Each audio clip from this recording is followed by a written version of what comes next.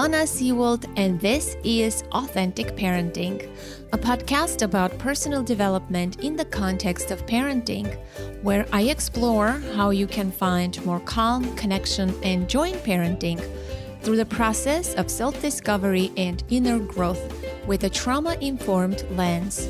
I'm a parent educator, and my mission is to help children by helping parents.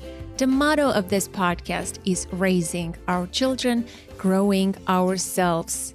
Today, mind-body tools to develop stress resilience. Stress is part of life. When stress becomes too intense, too much, and too frequent, it overwhelms our nervous system and awakens stress imprints from our past, and we lose the ability to effectively recover from it. And for the past year and a half, we have been all pushed to our limits, and stress and overwhelm have been ever more present in our lives. With stress activation unhealed and unprocessed, we can go through life almost on autopilot. The thing is, we get accustomed to high levels of stress, and that becomes our normal for functioning. We develop a variety of symptoms and behaviors for coping, which in the long run affect our mental and physical health and well-being. Today, I have the pleasure of speaking with Rebecca Ladine, who has spent 25 years in the field of embodied well-being. After working in therapeutic yoga and mindfulness for a decade each, she studied mind-body medicine at Saybrook University, where she conducted clinical research in somatic self-regulation. Rebecca then went on to study trauma therapy with Somatic Experiencing International, where she now assists students in their training. Based on her extensive research in mind-body medicine, her comprehensive training with Somatic Experiencing, and her decades of professional experience, she authored the Mind-Body Stress Reset, with a foreword by master teacher Kathy Kane, and endorsed by Somatic Experiencing founder Peter Levine. As a member of the U.S. Association for Body Psychotherapy, a researcher, mind-body skills educator, and now an author, Rebecca has supported thousands of people in increasing their mind-body wellness. Rebecca works with all forms of trauma and dysregulation, and is particularly skilled with anxiety, overwhelm, and developmental trauma. I really enjoyed this conversation. It's very deep and nuanced, and I know you will find a lot of value in it. This episode is on a longer side, so please don't fast forward, as it's super packed with incredible information, ideas, and tools. We talked about how parenting is an emotional experience and can place tremendous stress on our mind and body, especially when we have a trauma history. How there is beginning, middle, and end to a stress, and how we often don't allow ourselves to experience the end, and new stresses overlaps, causing more overwhelm. How we can develop resilience by daily mind-body practices, and there is no quick fix. Why the key to well-being and resilience lies in befriending our body, and so much more. I would love to suggest a few past episodes that complement today's conversation. Episode 194, The Dark Side of Motherhood. This is an interview with me conducted by one of my awesome listeners, Amber from Australia. Episode 281, The Power of Self-Regulation, one of the recent episodes with my dear friend and colleague, Sarah McLaughlin. Episode 227, Moving Beyond Trauma with Eileen Smith.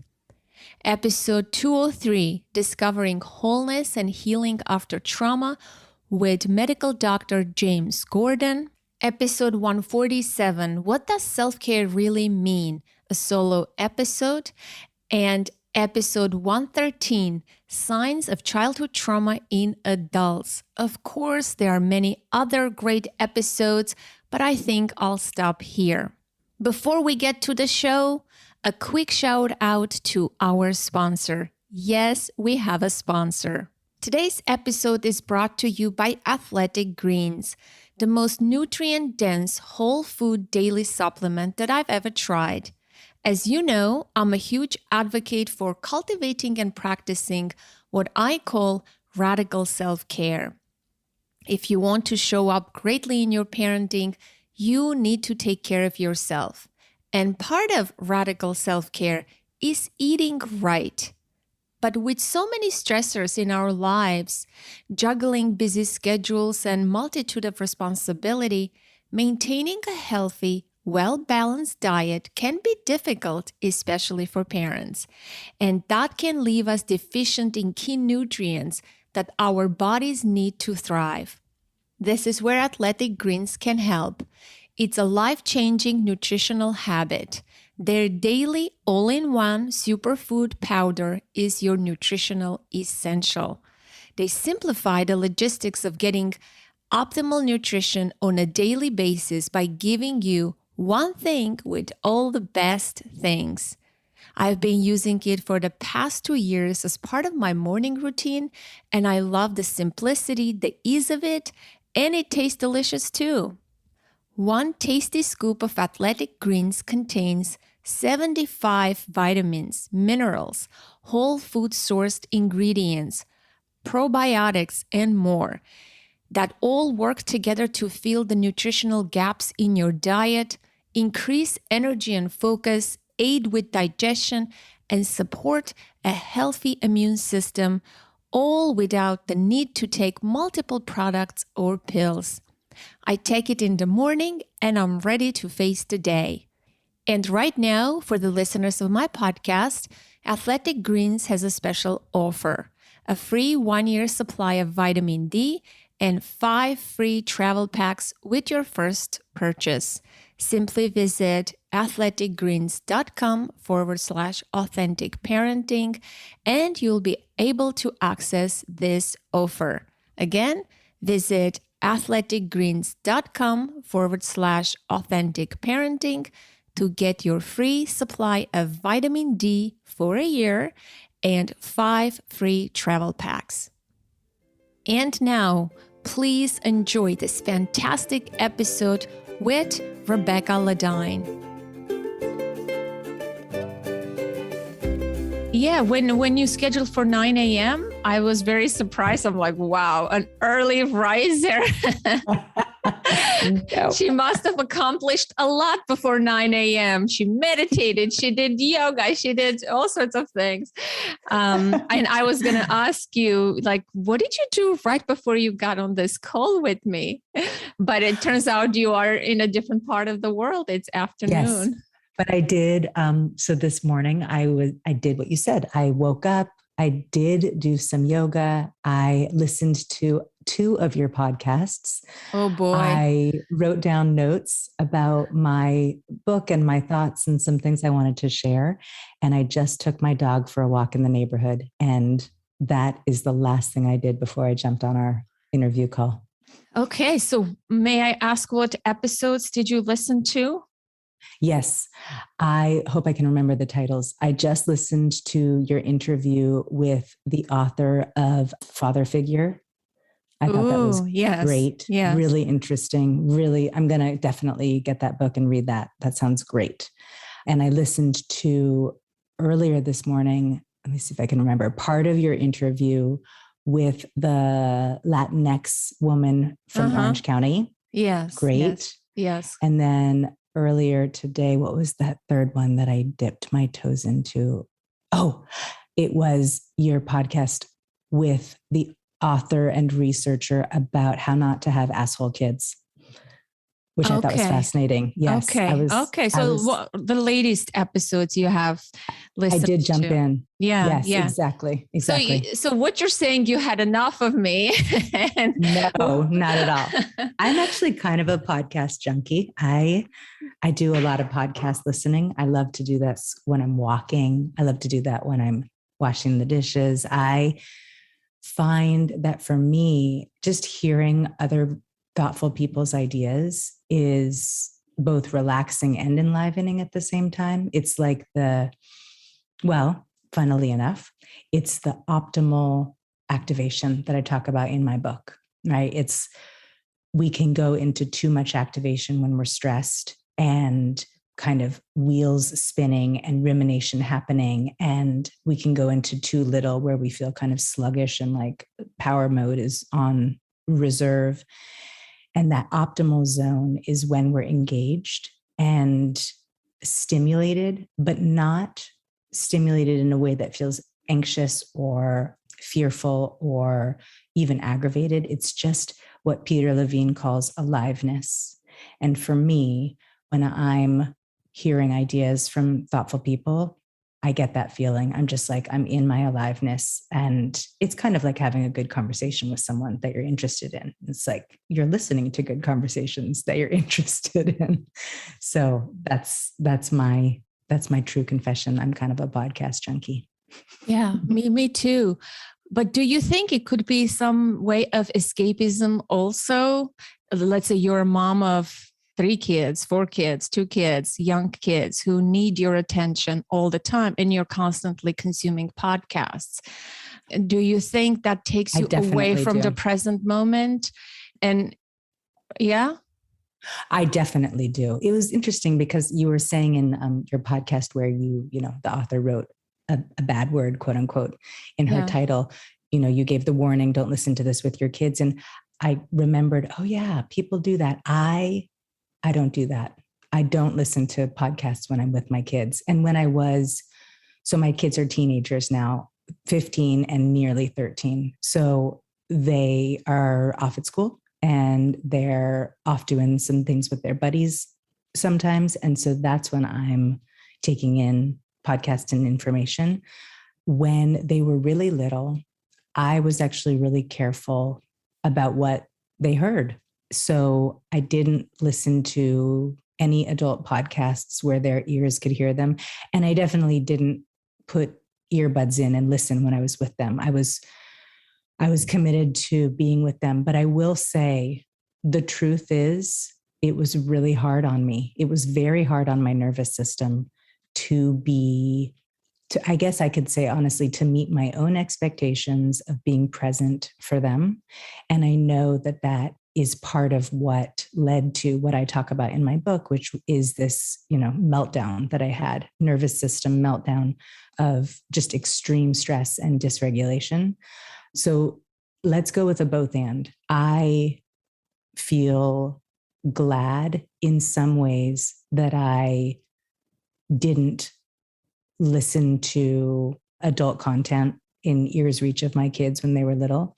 But I also recognize that there were aspects of my choices that were overdone, that actually strained my nervous system to a point that wasn't good for me. And if it's not good for you, it's not really good for your kids. Even if you think, ultimately I'm sacrificing for them, to have a dysregulated mama, it's not good for your kids. So if I had to do it all over again, I would take more little breaks to listen to, not what you're saying, where I totally agree that we could tune out or disconnect from our kids or disconnect from anybody in our life by being kind of plugged in all the time, but to kind of have a little more prioritization of what I call in the book resourcing, what somatic work or trauma work in general calls resourcing. I know you're a trauma expert yourself, so that the nervous system can go through its cycles of focus and expansion, or even contraction and expansion is really more accurate. And it's not a negative contraction to focus on your kids and play with them and ask them what they're doing and help them clean up the mud pies they just made. That's like from the youngest years of their lives. That's not a negative contraction, but it is a contraction in my nervous system. Some nervous systems might be different. It might be really super kind of chill and relaxing. But for me, it took focus and required a certain level of functional activation that after time I pulled on it so much, it became hyperactivation. My kids didn't sleep when they were little. And so I was in that space where you're pulling on reserves that you don't have. And you're kind of like, I'm functioning.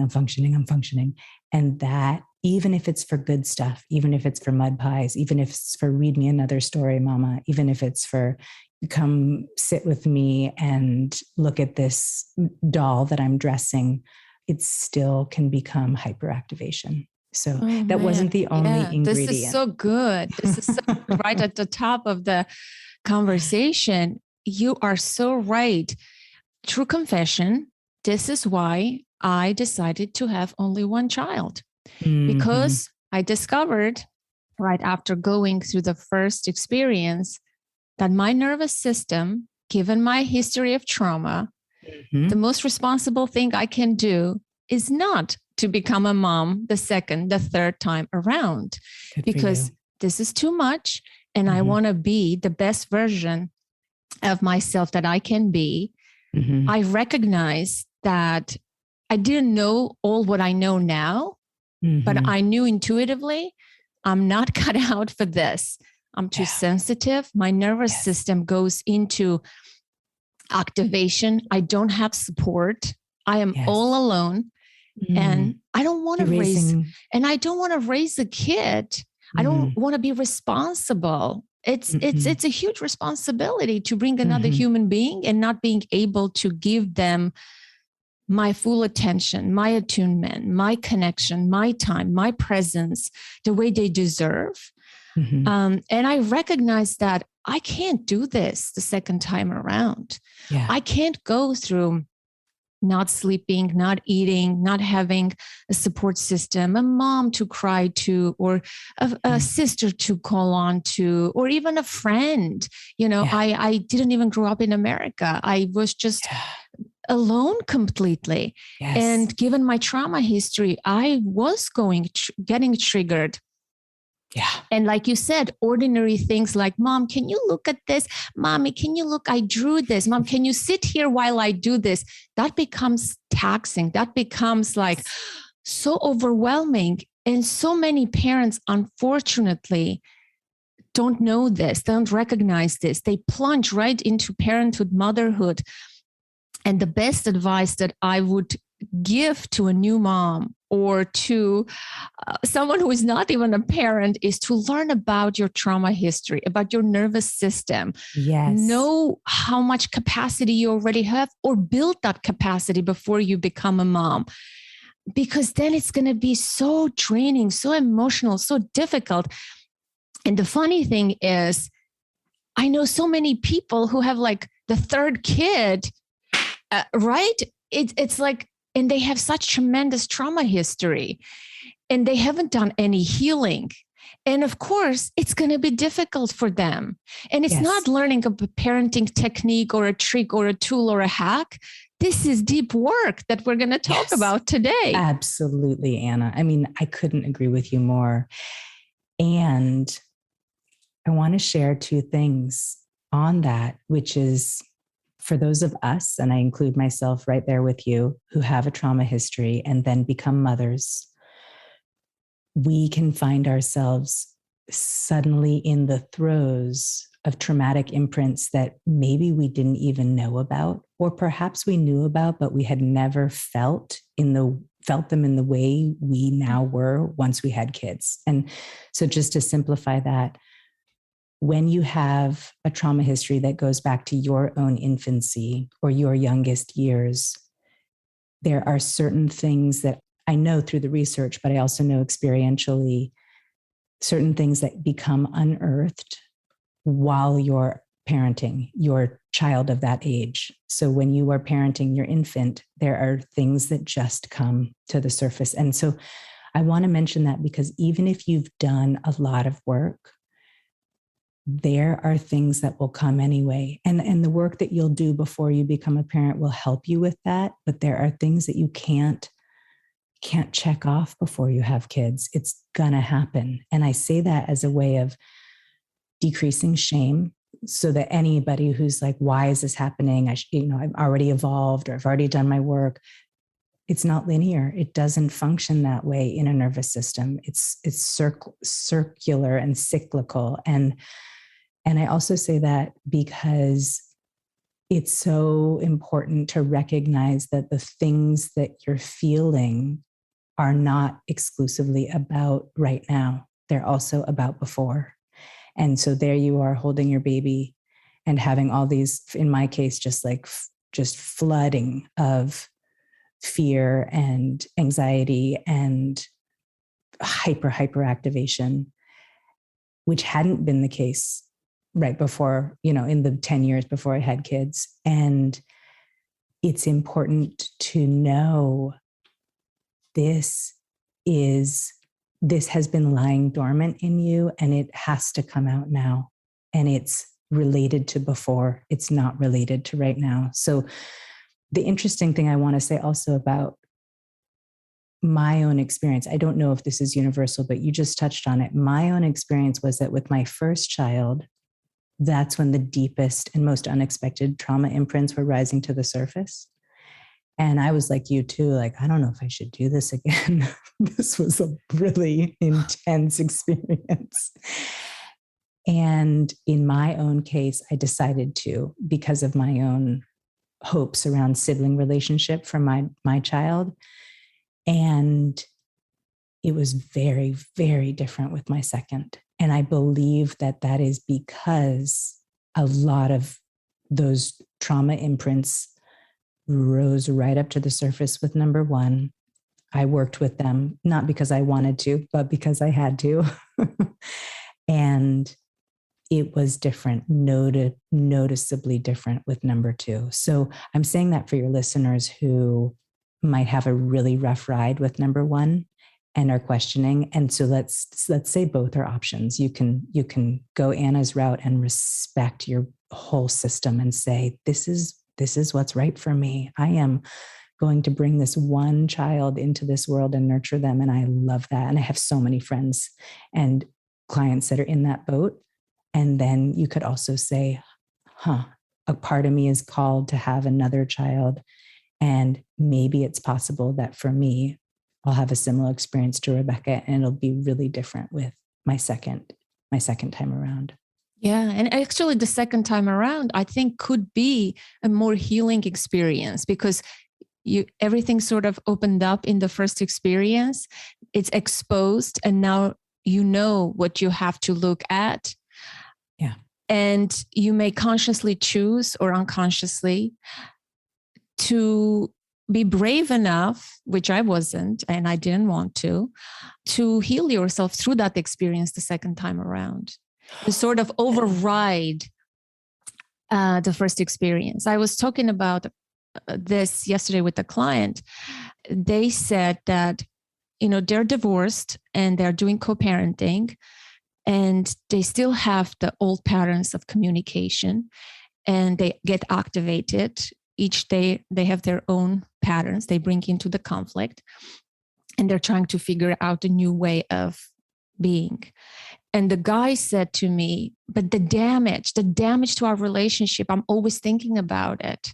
It's always there and I just can't pass it. And what I said to him, and they're very young, I said, do you know a cassette tape, like what that is? And he said, yes, because I remember when I was a teenager, we had cassette tapes, right? A player. And sometimes there was a song on a cassette tape and you could write another song, record another song on top of it. Yes. And what happens? You hear the new song. You don't hear the old song.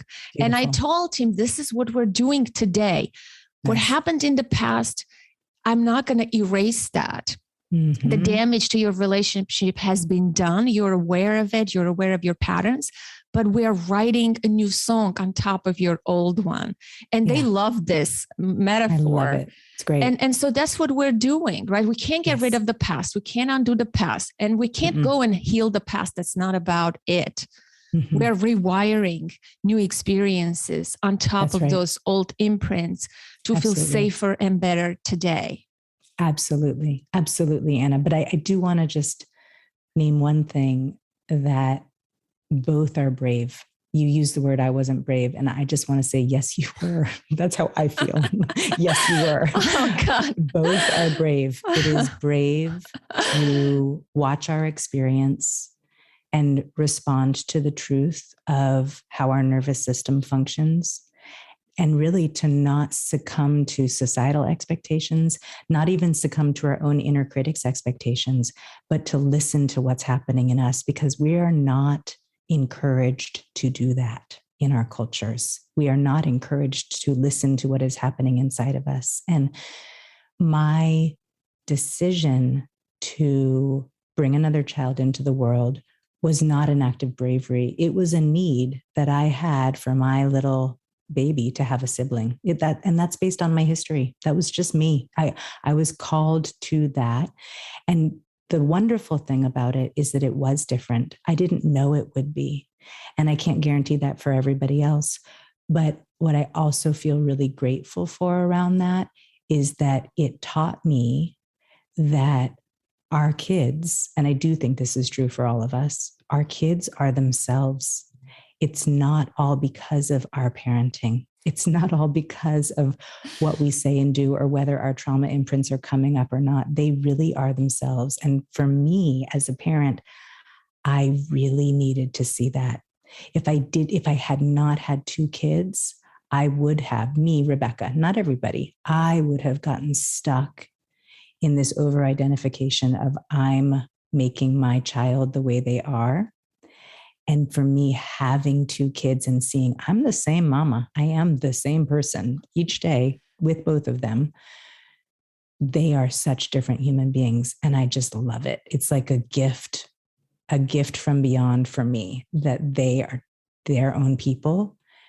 And it's not all up to me. There are so many times now that I've done all of this research and study into trauma, there are so many times that I say no to things that society encourages me to say yes to. So many times that I do not override, right? We have these gut instincts, and in trauma, a huge marker of trauma is to override our gut instinct. A huge residue of trauma is the process of ignoring what we think and feel, because trauma is deeply painful and overwhelming, and we need to learn to ignore some of what's happening in order to get through it.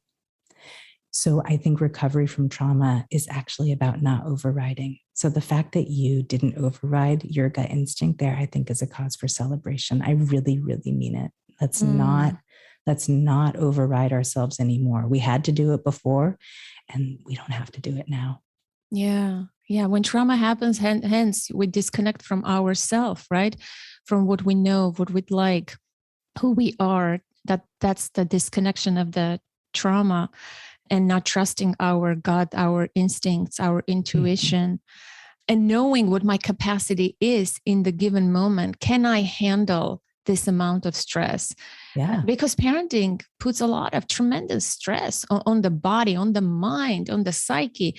Tremendous. It's not a joke. It just, like you said, it can evoke such triggers, memories, associations that they were so dormant. You didn't even know you had them.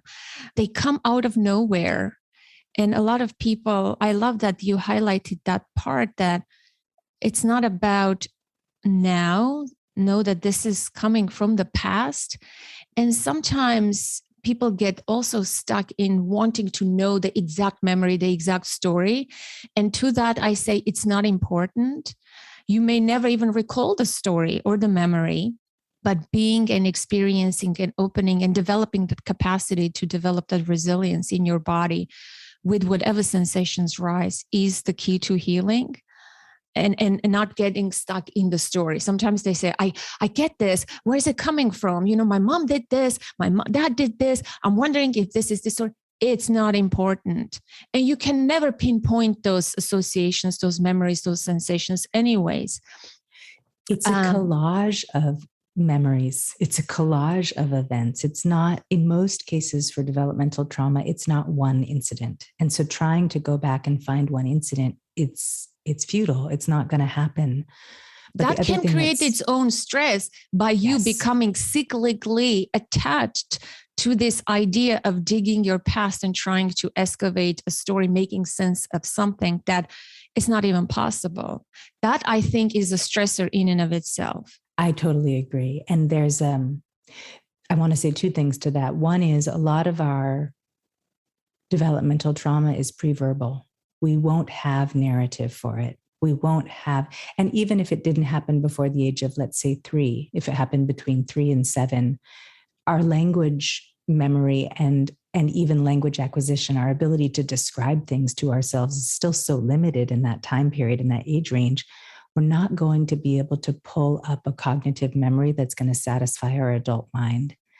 And I think what we are doing, if we're saying, I've got to find a memory, I've got to identify a narrative, and it has to pass muster, so to speak, with my inner critic or with my kind of adult brain, we're discounting our somatic memory. We're discounting our body memory. Our body's talking to us. Our body's talking to us through levels of activation, which is kind of how fast our internal engine is revving. Our body's talking to us through levels of ease and comfort. How able are we to really settle into this moment, sitting on the couch, watching my child draw, as you were saying, like, come over here and watch me draw? How does your body respond to that? What is your body telling you when you're awakened in the middle of the night for the 4th time? What is your body telling you when you're picking your elementary school kid up from school and you see a sad face? Like, these messages that our body speaks are really every bit as valid as any narrative we can call on in trauma work and in somatic regulation. Unfortunately, our culture discounts them. It's like cognitive, brain, thought, narrative as king. And I want to say, yes, our minds are amazing. And they're also fascinating, quite frankly. But the cognitive brain centers do not hold all of the answers or truths about our developmental memories. They just don't. Our developmental memories are in different parts of our brain. And it's so important that we learn the language of our body. We learn the language of sensation and image. We learn the language of regulation and dysregulation, and begin to speak to ourselves in those languages. If we try to, this is really a kind of a big theme in the book, if we try to merely think our way through our traumas, we won't get there. And that has to do with how our brain is formed and stores memories. And it has to do with the time and place that those difficult things happened to us. So let's go more into sensation, and let's trust the story. You were using the word story that your clients want to uncover. Let's trust the story that the body is telling. It's telling us one. So I would, say to your client, hey, let's feel into our bodies. What's your body telling you about this damage that you're saying has been done, or this argument that you're expressing has had a big impact on you? I have a couple of clients who are coming to mind right now. One, her mother was chronically worried and very over-controlling. And now my client, as a parent, worries about being chronically worried and over-controlling. And it's been so important for her and for us to focus on how to separate imprints of before, yesteryear, from true and important concerns of now, how to separate them. And that really does happen in the body. If she were to face her child and feel herself just massively contracted, like shoulders clenched, jaw locked, heart racing, maybe even body sweating, stomach in a knot, and she's worried that her child's late for school, she can recognize, this feels like a an imprint from before. This is a really pronounced response to what's happening right now. If instead she feels, her heart is beating as much as is called for the conversation they're having, her body temperature is fairly regulated, her breath is easy, her literal vision is what I call wide view as opposed to tunnel vision on the stress. She's able to kind of see a wider perspective, and her child is asking if she can go to a sleepover. And she's just thinking, is a sleepover the right thing during a pandemic? What should we do? How should we navigate it? That is a state of regulation. Her body is telling her, this is about right now. This is about today. I'm not being pulled into imprints of before. So in both of those situations, we can really refer to somatic communication as a way of understanding, is this now or is this a before threat that my body's responding to? Mm-hmm. I think before I ask you about developing that body resilience gradually, slowly, because it can be difficult for a lot of people, right? Tune into your body. It's where the trauma is stored. And the moment you access, you get overswept, engulfed in sensations that are too painful, and you just want to escape and do your traditional, usual adaptive behaviors. I want to ask you about developing that resilience, that increasing that window of tolerance or that optimal functioning, how to access that area with each time.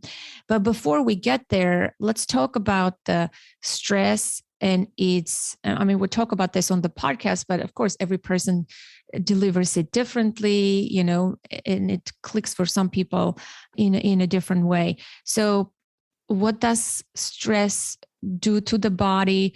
I want you to talk about freeze, fight, flight, freeze a little bit, and then we can open it up. Just a little basic overview for the listener who hasn't listened to the entire catalog of the podcast, or maybe just discovered this episode and they don't know what stress is, what stress response. Me and you can talk about this sure. all we want.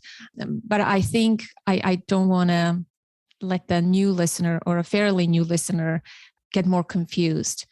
So our body-mind system has a super highway of reactivity at its disposal, ready to help us and save us from dangerous, life-threatening situations. So if I'm living here in Stockholm. I just moved here from California. That's a stressor. Moving and being in a new place is a big stressor. Huge stressor. I have been definitely using all of my tools. I've been working with them with my kids, talking about them with my husband. It's huge stressor. But a very popular thing here in Stockholm is electric scootering. So I've been electric scootering around town, and it's no joke. Like, you are on they're bike paths, but they're right next to the busy roads in some cases, off to the side further in other cases. But even the bike paths feel like they're congested highways.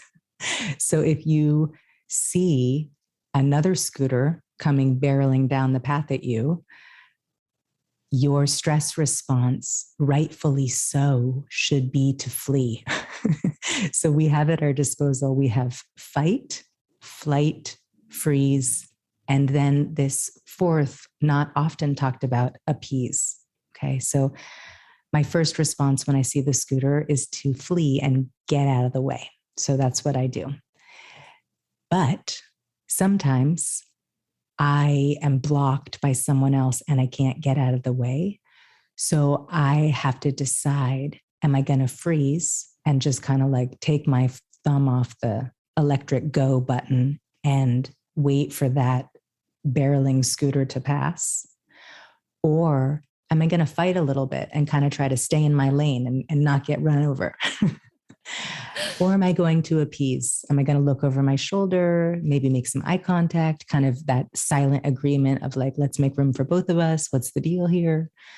So those are the classic responses that I have available to me. And that's a very lighthearted set of options. But if I'm a kid and I'm being overpowered by another kid at school, kind of experiencing some bullying, I've got those same options. Do I fight?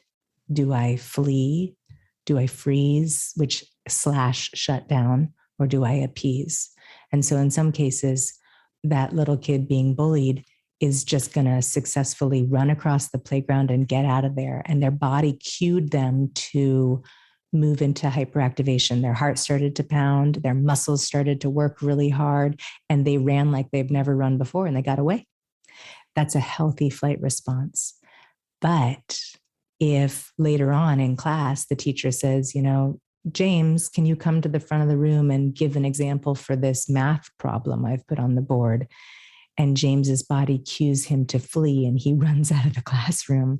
That is an unhealthy way that our body can enact its stress reactivity. It's still stressful. It's a stressful situation to be called up to work on a math problem in front of everybody, but it's not life-threatening. But if little James has been bullied repeatedly and his body's used to going into flee, he's likely to go into it in other not life-threatening, but also stressful situations. And then you can fill in the blank. The same is true for fight, freeze, and appease. Each of us has a stress signature or a stress tendency. I think it's important to ask ourselves as parents, when I'm frustrated with my kid, do I tend to go into fight? Do I start to shout, you can't do that? Do I go into flee, leave the room? Do I go into freeze, do nothing, say nothing, disconnect, not engage? Do I go into appease? You know what? You really can't pour the orange juice on the ground in the grocery store. We're going to have to do something else about, your frustration that I won't buy the sugar smack loop-diddly loops, whatever they're called. And so we need to recognize where does my system, where does your system go habitually when stress is occurring, and begin to navigate through those habits. If we have a history of trauma, we will have a stronger propensity to move into our stress reaction or our stress signature. And so there are people listening right now who probably recognize I always move into appease. I appease my partner when they're mad at me. I appease my kid when they're frustrated with what I made for dinner. I appease my boss when they're disappointed in my performance. I appease the person next to me on the freeway when they're rudely cutting me off. I appease everybody. And then there are people that are probably recognizing, gosh, I kind of go into a fight a lot. I yell at my kid when I'm frustrated. Even though you might be super calm and loving lots of other times, you yell when you're frustrated. You yell at your partner when they didn't do the dishes when they said they would. You yell at your subordinates at work or grouch at them. You grouch at the stranger in the park who didn't pick up their dog poop, whatever it is. It's like, where does your system tend to go? And then to know that, not to shame ourselves, because that doesn't help. That is so useless. To know it and then recognize, yeah, I had to do that a lot as a younger body, as a littler person. And it comes to me really quickly and really easily now. I like to say to myself and my clients, you're really good at that. When you leave the room, whenever anybody confronts you, you're really good at flee. Okay. And that's okay. It's okay that you're really good at it, but it's not serving you anymore. So when we talk about stress reactivity in the lens that you and I are working with today, we're not talking about necessary stress reactivity. That's like, I'm actually saving myself. A scooter is going to run me over. I'm going to have that's more of a physical stress, right? That is that right there. It's right there. It's warranted. I need it. But modern life, unfortunately, we have less physical danger or harm around us and more of a psychological kind of stress. That's right. That's right. And Robert Sapolsky at Stanford and many other researchers, but he's the one that I quote in my book, talks a lot and has written many books of his own about how our psychological stress can elicit just as robust a stress reaction as an actual stressor. So I can really have the same level of adrenaline, same level of rage, same level of fear at the psychological concern about my kid getting an F in science as I can about a truck barreling down the road toward me, about to hit me on my scooter. Both of them really do elicit the same physiological response. So we're working with the physical and emotional responses that aren't warranted. And when we're talking about trauma, we're also talking about the physical and emotional responses that are not even about what's happening right now. They're about something that happened before. But my trauma brain has awakened because what's happening right now is just similar enough to fool my trauma brain into thinking the same stressor, the same threat, the same dangerous situation is occurring now as did when I was 10, 5, 3. If you're enjoying this conversation and want more practical tools for self-regulation, or if you want to be more patient, less reactive with your kids, check out my class, How to Be a Calm Parent. It's a recording of a 90-minute live class that I taught, and it's available for sale now on my website for only $29. You can watch as many times as you want at your convenience and learn at your own pace. I share science-based, powerful, and effective tools to ease your anxiety and overwhelm, manage your stress, tame your triggers, and boost your overall well-being and happiness. Your children deserve a well-rested, self-regulated, and what I call a well-resourced parent. Visit authenticparenting.com/services and access the class instantly. Again, visit authenticparenting.com/services. Thank you, and let's get back to my conversation with Rebecca. Yeah, I think this is a good place to talk about maybe neuroception just a little bit.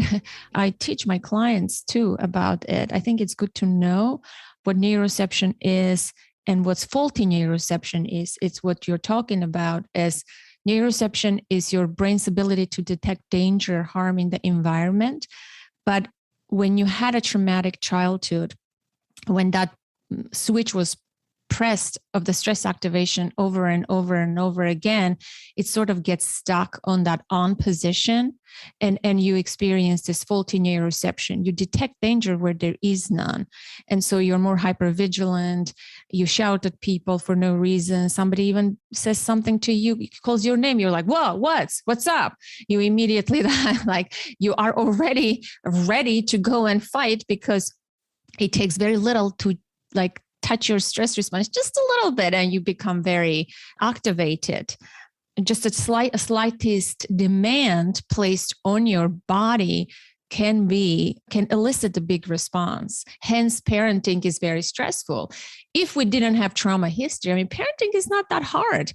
I parent my neighbor's kids nicely because I'm not intimately related to them, right? But when it's close to you, it triggers a lot of stuff from your past. It's also true. I love what you're saying. It's so true that we can have this faulty neuroception that like our perception is always scanning for danger. And Stephen Porges also talks about neuroception as the felt sense of okayness, that it definitely can be that default setting of tracking for what's not okay. But healthy neuroception also has the capacity to take in, feel, even just, let's start with just notice what is okay. And that really relates to what you were saying before about how do we build resilience and how do we go into the body if the body has been a scary place for us. But I do want to really underscore what you're saying about, someone calls our name and we're like, what? One of my clients recognizes that he became really jumpy in his words to being even tapped on the shoulder. That's me. That's me. When I am, my daughter knows I will just rip her head off if she came and even gave me a hug from behind. That's a strong trigger for me. I have worked on it, but it's still a big response. And my daughter goes, what's up? What happened? Oh my God, geez. I'm like, please know and understand that this has nothing to do with you. Yes. But this is my body and I can't control it in the moment. Yes. Very good. If somebody comes from behind and says something or touches their hand, it's a strong response for me. That's right. Startle response is huge. Startle reflex. Yes. And so you've got this. And this client I worked with recognized that his huge startle reflex began the year after he was heavily bullied at school. And his body just went into a constant state of hyperreactivity. And so, 40 years later, when he's tapped on the shoulder by his loved ones, he has a huge startle reflex. I think it was interesting what you said about the way that you can be more patient or more loving with your neighbor's kids. I love that. And I know that the ones that we're related to certainly trigger us the most. But I also see in some of the folks that I've worked with that it can also persist with other people's kids. Our trauma responses are not bound within our family or unique to just the people we're related to. Yeah, for sure. Yeah. Like it can be just to kids in general, or it can be to the experience of needing to care for another or nurture another. It can be the fears about other people's well-being or safety. There are so many triggers that are available in nurturing, caregiving, and parenting that can absolutely apply to our own kids, but also to just even adults and other children in general. I love what you're saying about explaining it to your daughter. I have, my own unique stress signature and stress reactions. And when my kids were from about, I'd say like 10 and 12, they're 2 years apart. So I'd waited a while. I felt like they wouldn't be able to understand it, or it would feel too burdensome to them to discuss it beforehand. But from about 10 to 12 on, I just started to name my stress reaction when it was not too intense after the fact, or, even a day later, but they saw me move into anxiety, or they saw me move into anger, or they saw me move into embarrassment, or they saw me, move into whatever shut down stress reaction was happening. I regularly name with them my own stress reactions, the stress reactions of other people that we see and interact with. And it's also opening the conversation to naming their stress reactions, just so we can all identify, oh yeah, this happened. One of the ways that our stress response can pull us in and we can move into fight reaction and rip other people's heads off is when we aren't aware that it's happening, when we're in the trance of it, when we let trauma brain tell us this is warranted, this is needed. Catching ourselves is what this is about. Like you said just a little bit ago in our conversation, we're not going to get rid of this. We're not going to change the past, but we can change what happens next in our present after the stress response has occurred. And what I find in myself and clients is that little by little, when we change what happens next, we create what I call like this offshoot or this alleyway off of the superhighway of stress reactivity that I talked about before. And we've got this side road that our body-mind system little by little learns how to take. So if my body-mind system from my youth really only ever took the main superhighway of stress, then that's all it knows. What resilience is about teaching our system how to build a side road of resilience and then how to access it. So over time, the stress reaction becomes shorter and shorter. It might be that I moved into fight reactivity for 10 minutes and then I, was able to find my side route and regulate my system and have a different response. And then after time, like serious time, it might be 2 years that it's 4 minutes long, and then 2 more years that it's 2 minutes long. Little by little, building my ability to feel all that adrenaline, feel all that fear and that faulty neuroception. All that negative bias is another way of describing that faulty neuroception, only seeing what's not okay, what's fearful and scary. And then next, do something different. Recognize what is okay. Recognize what isn't threatening me. Recognize what isn't scary or provoking fear in me. Do you want me to talk a little more about resilience now? I do, but I just want to say a couple of things. This is a juicy topic. I am so passionate. I don't want to interrupt you too frequently, but I just love this topic a lot. And this is what I'm writing about in my book. Interrupt away. Great, yes. Great. So I want to give you an example from my life that happened recently.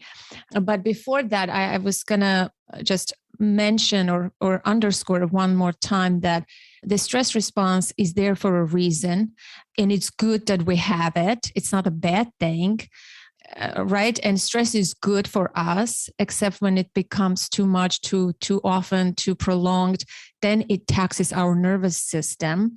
But stress response is meant to be for a short-lived, temporary purposes. You see the scooter, you get into fight or flight or freeze, the scooter is gone, you cross the road, that stressor is no longer there.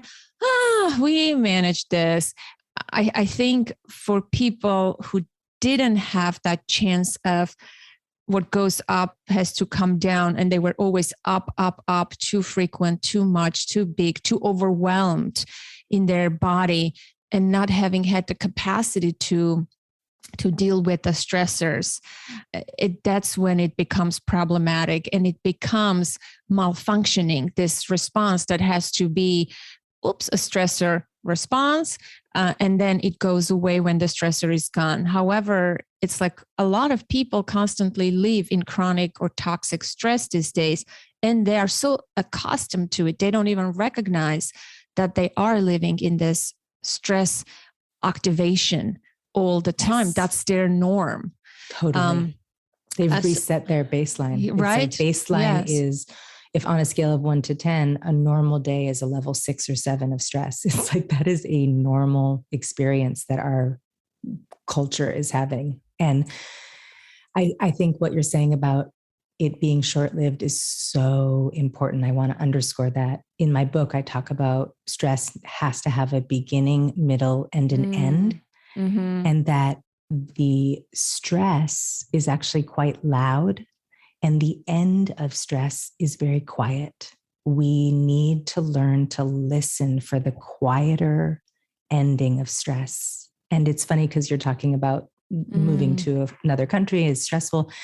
I've been talking with my kids regularly. We've had so many mishaps. It's been so unexpected. It's just like, wow, what's going to happen next? And so one mishap after another, when the mishap ends, I've been flagging with them, it's over. That crazy, unexpected thing that just took place, that's not taking place anymore. We're not doing that now. We've landed, so that all of us can feel the recovery, feel the end. What happens when it's too frequent that we have stress, or like you're saying, we grow accustomed to ignoring the end, or kind of just not living into the end. Not even registering the end, because the new one begins, right? There you go. That's exactly what I was going to say. Exactly. So there. So what Anna said is that we don't register the end, not because it doesn't exist, but because the next one overlaps it.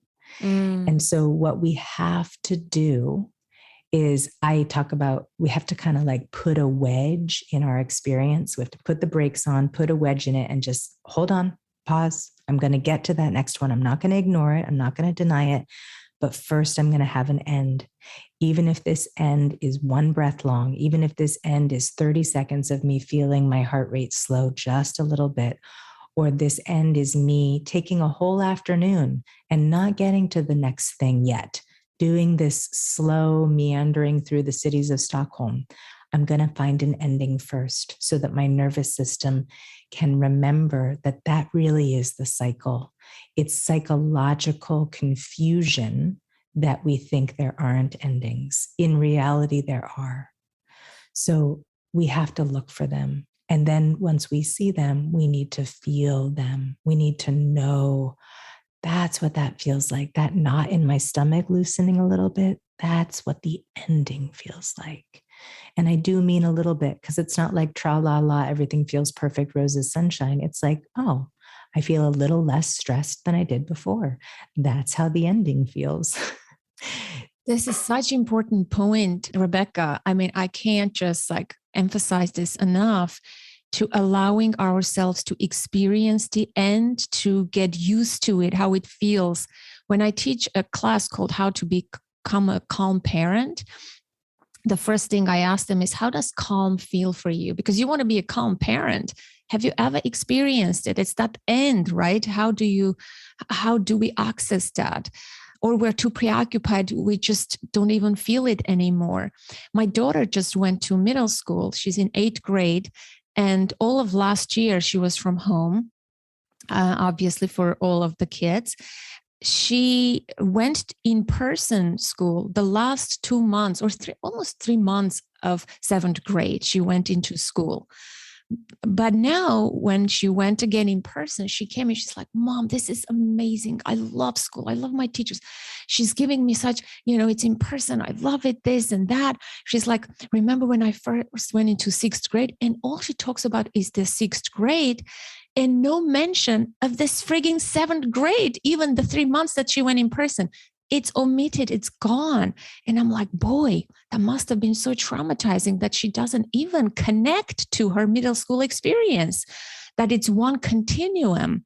And exactly what you suggested, I did. I generated the conversation to connect those events, those loops together, that this also happened. And now this is what is happening, so that we're not jumping through this one step, right? That's the end. That ended. Aren't you glad that it ended? And they're just like, yeah, Mom, yeah, you're right. I did go to school. And so we had a whole conversation. Yes, so it's beautiful. Important point.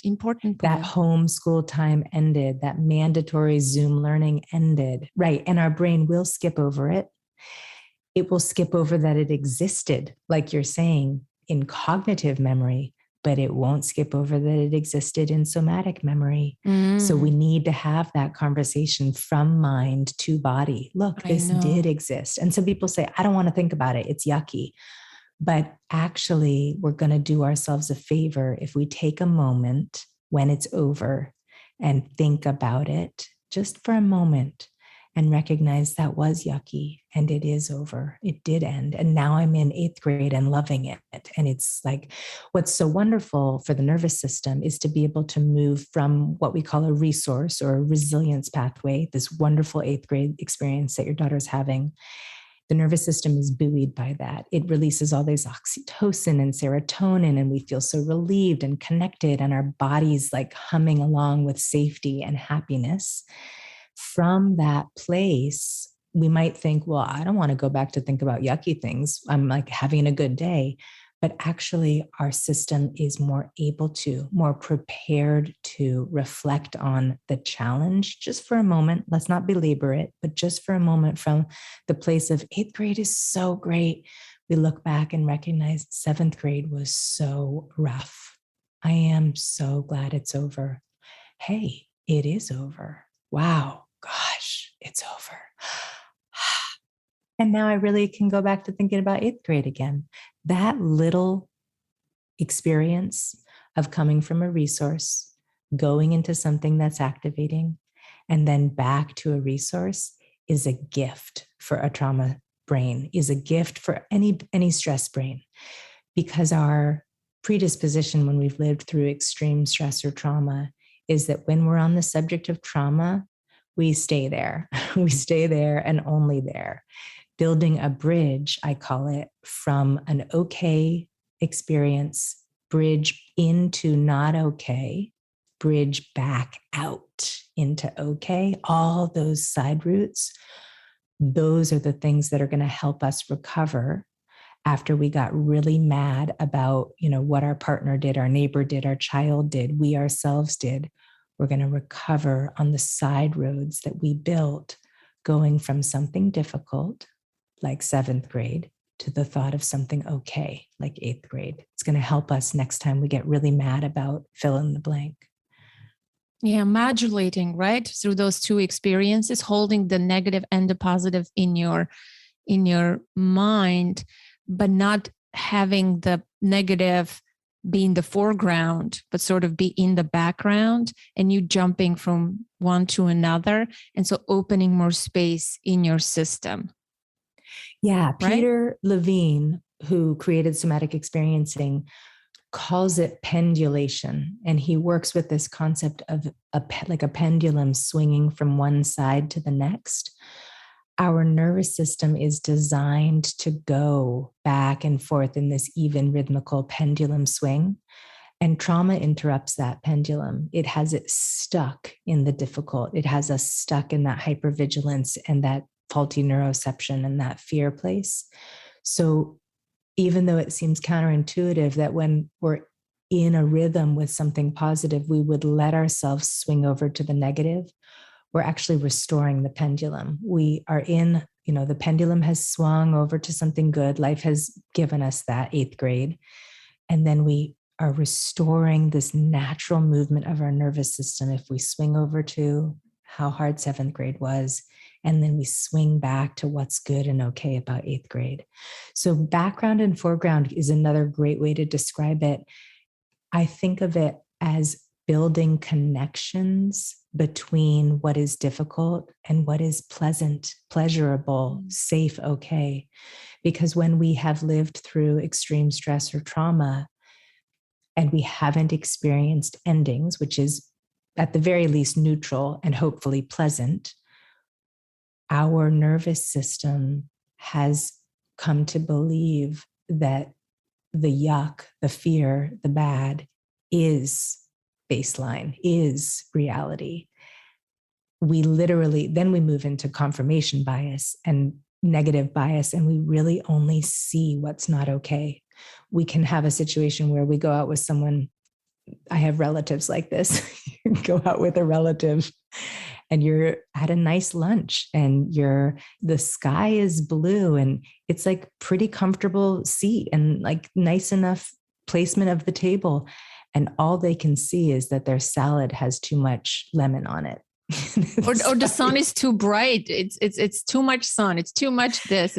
I wish we hadn't sat here. I don't like the neighbors next to us at this table. Yeah. It's like they cannot see and cannot take in all the things that are okay enough, pleasant. And so that's why we have to turn our attention toward, at the beginning, it can seem like turning our attention toward, is this table even slightly less uncomfortable than the table we sat at last time we went out to lunch? Like it's really subtle. Like, is the sunshine even slightly less piercing than it was back in July? Like it's just asking for, like you said, the modulation, asking for the nervous system to shift ever so slightly away from its confirmation bias and its negative bias. And then little by little growing the capacity to recognize, actually, this table does feel pretty nice. Actually, I'm not too hot right now. It's mostly comfortable, noticing, actually sitting, like we were saying earlier, actually sitting here watching my child draw. It's okay. It's not the most fascinating thing I've ever done, but it's okay. I'm okay right now. I always say, can you find something enjoyable I had a hard life. I remember when I was doing certain things when I was a teenager that was not meant to be for me. And I remember just resourcing myself and saying, Anna, what can you enjoy about cleaning this bathroom? What can you enjoy about this? And that became my way of, now I realize that, wow, instead of saying, I don't want to do this, I hate this, or being miserable, I found found something in those difficult moments to sort of survive. And now it helps me. And I often ask my daughter or some other people, I'm like, what can you find that is pleasant or enjoyable in this moment, in this task, in this thing that you're doing? Because of course it's boring, it's unpleasant, it's difficult, but can you create something about it or see it from a different perspective or enjoy let's say you hate doing the dishes. Can you enjoy the smell? Can you buy a liquid soap that it has a pleasant smell because you're going to do the dishes? You might as well enjoy the aromatherapy. Or can you enjoy the warmth? What can you enjoy in that experience? I think I have done this and I've noticed that it increased my capacity to tolerate those things. When I do that, in the book, I call that the and also. Yes. Because our trauma brain does not like it if we try to deny the yucky thing that's happening. That leads to dissociation, shutdown. Mm-hmm. So we can know, in the example you gave, we can know, oh, I really don't like cleaning the bathroom. And also, I do like the smell of the soap I selected. I do. I really don't like cleaning the bathroom. And also, right now, the song that I'm listening to while I do it is one of my favorites. So to be able to acknowledge the truth of the yuck is really important. To be able to build the bridge. It's not like the song from the musical from the 50s, I just whistle a happy tune. It's not that. It's letting our system feel the truth of what's uncomfortable, and then also introducing it to a wider perspective of what's less uncomfortable, and then what's comfortable. I always try to go in that order to respect the nervous system instead of going from what's directly uncomfortable to, okay, what's comfortable is what's a little bit less uncomfortable. I don't know if your listeners watched Bugs Bunny when they were kids, but at the end of Bugs Bunny, the black circle comes in, narrows, like the black screen gets narrow, and it's just right around Bugs Bunny. And sometimes Bugs Bunny would take his or her, I don't know if this is male or female character, his or her hands and widen the circle out, make it bigger again. And that's what I think of. That image always pops into my mind when I'm practicing this. And also is my tunnel vision's coming in on me. And all I'm seeing is what's not okay. And I want to take that circle and pry it wider so that I can see more of what's happening and take in more of what's here. And if I can widen my perspective, there's usually something that's at least in the neutral category, if not, as you're saying, in the pleasant. Absolutely. Yeah. Like noticing what's all right now. And there's always more neutral or positives than the pain that you're feeling or the anxiety that is in your head. I mean, we can talk for hours, but I want to ask you one thing to end this conversation on. And we already circled around this, coaching yourself through gaining regulation. You have these 3 points here, which I love. First, creating external cues for a response, then internal, then automatic. Can you briefly go into this and tell us what it means? Yes. So you said this earlier in our conversation. Sometimes when we're in trauma, you are really present in our conversation. I have to say, I admire that. I am very attuned to you and you are to me, which is really, wow, this is very alive and lively. Oh, that's great. Yes, I'm here with you, Anna. I am right here with you. I am enjoying our conversation very much. Absolutely. You were saying that sometimes going into the body is uncomfortable. And like, what do we do about that? How do we work with the truth that trauma memories and traumatic imprints create a space inside of us that can feel like the last place we want to be? And so this work, and again, I didn't create this work. I just did a ton of research and wrote about it in simple form. This is a really kind of, as you know, user-friendly, pedestrian, and hopefully, I think at times funny book about trauma and stress. It's always funny to say that, but yes, it's about how can we teach ourselves. So the first thing we need to do is resource outside of ourselves. It is helping that faulty neuroception. It is soothing our system first by going outside of our system to the environment, because trauma happened from something outside of us. It's very, very rare that trauma and traumatic imprints occur exclusively from things inside of us. It happens once in a while, but extremely rare. So trauma happened from something outside of us. And now, all these years later, my body's remembering the trauma and pulling me into that memory. Let me go outside of me and help my brain and body register that the outside of me now is okay. It wasn't okay back then, but now it is. So we're starting with seeing and hearing and smelling, right? Like you talked about the aromatherapy of the soap, talking about what can the eyes take in that lets them see this environment is more or less safe. This environment is maybe just neutral, or there's one part of this environment that isn't chaotic or disruptive or bombarding. Okay. And once I want to invite everybody who's listening right now actually to do that, just to take a look around your space and see if there's anything to land on. You know, I'm in this funny temporary apartment in Stockholm that doesn't have any of my things in it, but I bought this orchid flower at the market and I'm just looking at it, and it's this lovely blossom for me to take in that as soon as I see it, my shoulders soften, my breath deepens a little bit. I feel myself sitting in this chair more fully, gravity helping root me. That is the outside helping to anchor my somatic experience. Okay. Some people respond more to visual. Some people respond much more to sound. They start to listen to the birds outside their window, or they start to listen to ocean waves recording or their favorite song, and they feel the body become more okay, more at ease, safer. Then that is also representing cueing myself from the outside, so to speak. I'm telling myself, hey, Rebecca, things are kind of tense and scary feeling right now.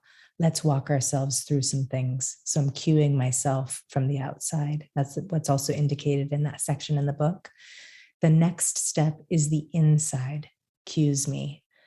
And I tell a story in the book that I'll just briefly mention, where after several years of practicing taking my eyes to look around my environment, taking my ears to hear my environment, taking my nose to smell my environment, I was in the grocery store, and across the grocery store, somebody walked in that I didn't want to talk to. Okay, you guys can all understand what I mean.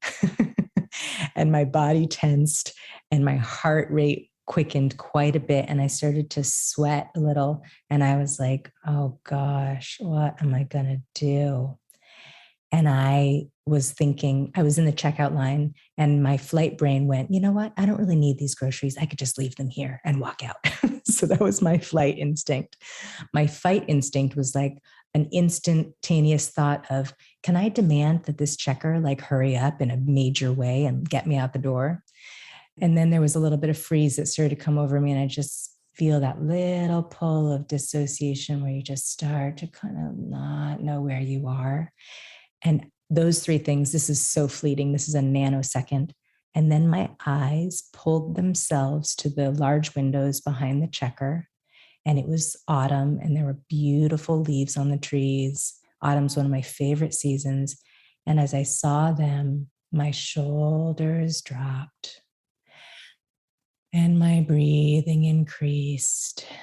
And this feeling in my stomach, like I got to get out of here, or I got to punch everybody who's in my way, decreased. And I started to feel, oh, that's regulation.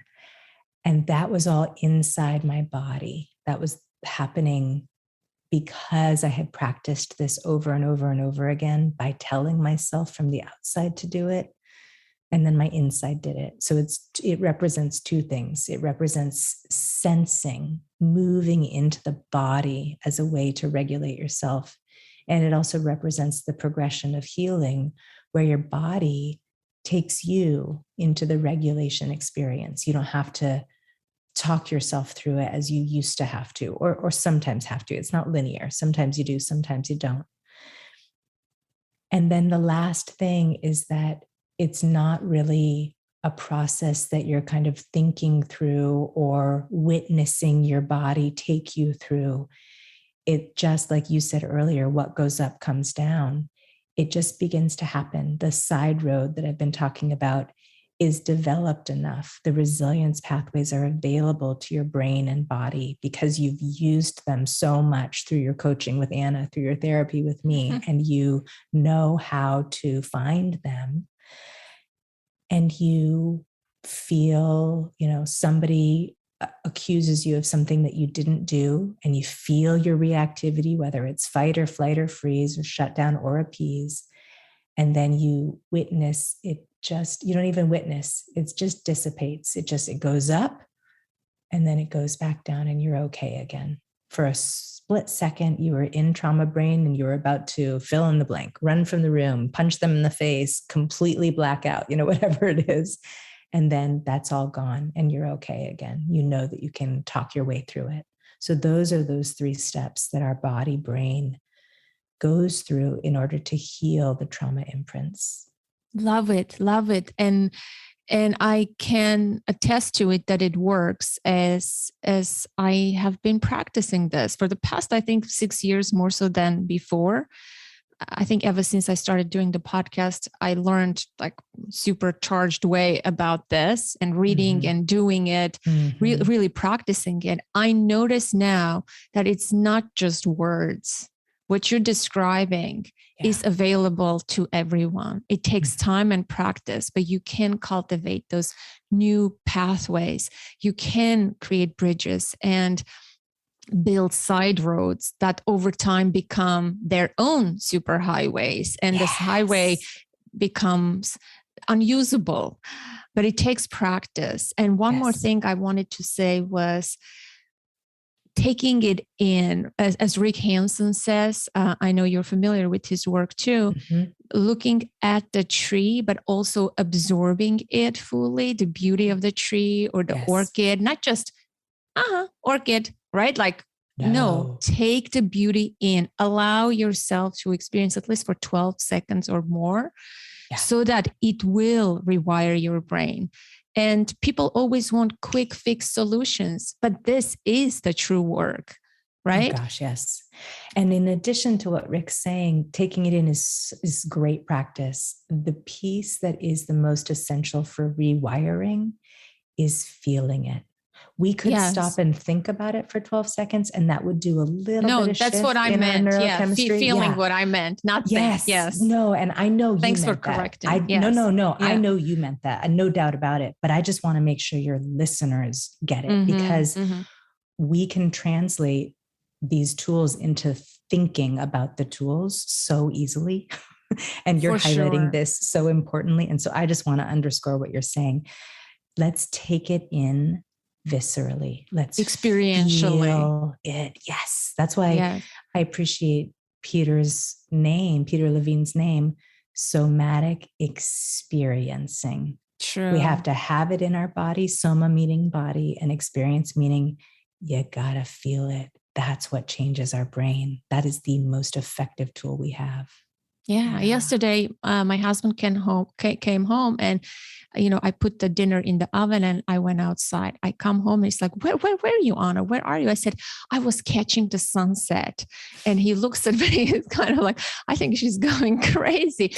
But true, it was a couple of days, a rainy day, and out of a blue, it was a beautiful sunset. And the colors changed, and I was cooking dinner. I left everything in the oven. I'm like, I'm going to go and absorb and feel this experience, because this is healing moment. So it's been truly an honor and a pleasure. And what a pleasure. I mean, I feel like we're connected. You're my friend. Definitely. I'm going to come and visit you in Stockholm. You're welcome to come. Please, you're more than invited. You went too far, I guess, from people, from those pesky complaining relatives who don't like their seat at the table. Ding, ding, ding. Thank you so much, Rebecca. This was truly a lovely conversation. It was great to talk with you, Anna. Really, I loved it. I'm so glad we got to have this conversation. And I want to say congratulations on your podcast and the work you're doing. And obviously, congratulations on the book that you're bringing forward. It's going to be such an important tool for folks, I know. Hopefully, the well-resourced parent. That's all I want for parents, to be well-resourced internally. So important. I love that title, the well-resourced parent. That says it all. It's not like a happy parent, a perfect parent. No. It's resourced parent. Because if you are well-resourced, then you'll be happy. Then you'll rock at parenting. It all comes down to cultivating this internally for yourself and not waiting for someone to come and rescue you, just like before when you were in childhood, right? Being in that victim stance.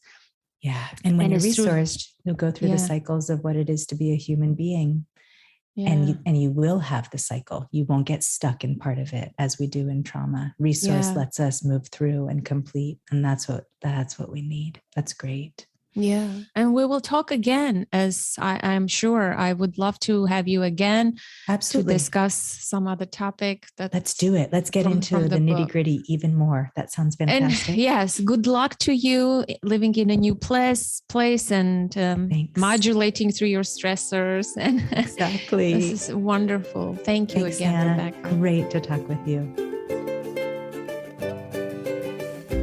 That concludes today's conversation, my dear listener, and I hope you enjoyed it. I absolutely loved talking to Rebecca. She is a gem. What's your biggest takeaway? Did you find it useful? How might you apply what you gleaned from this episode into your life? I want to hear from you. As always, you can send me a note to the email info@authenticparenting.com. You can call the number, and yes, that's my real number. Right now, 732-763-2576, and leave a voicemail or talk to me in person. And for you, my international listener, I have a free tool on the contact page of my website, authenticparenting.com/contact. If you enjoyed the podcast, you can help us out by leaving a review on Apple Podcasts or by becoming a patron on patreon.com. With a small monthly contribution, you can support your favorite show and get supporter-only benefits and content. Go to patreon.com/authenticparenting to learn more, or simply click the link in the description of today's episode. You can find the show and follow it wherever podcasts are played: Apple Podcasts, Google Podcasts, Spotify, Amazon Music, and elsewhere. And you can connect with me on Instagram, the only social media platform that I use. Also, be sure to connect with Rebecca on social media, get her book, and check out her website. Until next week, connect to the present moment, to yourself and your children. I am Anna Seawold. Thank you so much for listening.